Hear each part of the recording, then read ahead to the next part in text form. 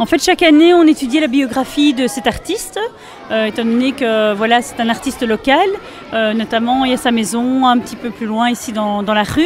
Et malheureusement, les enfants, d'année en année, ne retenaient pas la date de naissance de l'artiste, puisque c'était vu d'une manière un petit peu frontale. Et donc, j'étais un petit peu déçue de chaque année revisiter le personnage et que les enfants ne retenaient pas spécialement ni sa vie. Parfois, ils se trompaient même avec un autre personnage de Gerpine.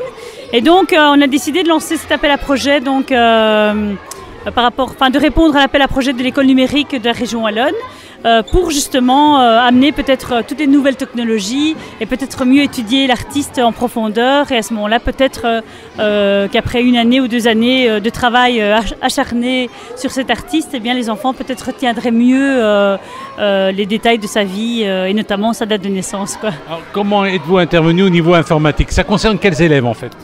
En fait, c'est un petit peu un projet particulier parce que les autres projets que j'ai menés les années précédentes, c'était plutôt une année en particulier, par exemple les 3 classes de 6e année et notamment on avait remporté aussi l'école numérique numéro 2, l'appel à projet précédent où là on avait reçu des projecteurs interactifs, tandis que cette année-ci la particularité c'est que toute l'école s'est vraiment bougée et a participé à ce projet-là. Donc ça va de la 1re à la 6e primaire.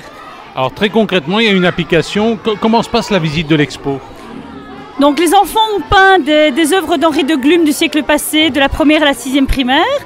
Et au survol d'une tablette que l'on prête comme dans un musée, eh bien, les visiteurs pourront non seulement admirer les œuvres des enfants, mais en plus ils pourront écouter un contenu numérique qu'ils ont choisi. Donc certaines œuvres, quand on passe la tablette dessus, bien, on peut entendre un bruitage. Ça c'est les 4e années qui ont choisi un bruitage de forêt quand on passe sur un paysage d'Henri de Glume.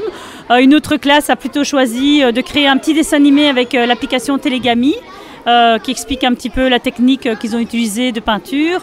Et quand on survole par exemple une 3e peinture, on peut voir du 3D apparaître. Donc c'est vraiment une exposition interactive et en 3D, donc c'est un petit peu unique en Belgique, voilà, parce que ce sont les élèves qui ont créé ça, donc c'est vraiment génial, quoi.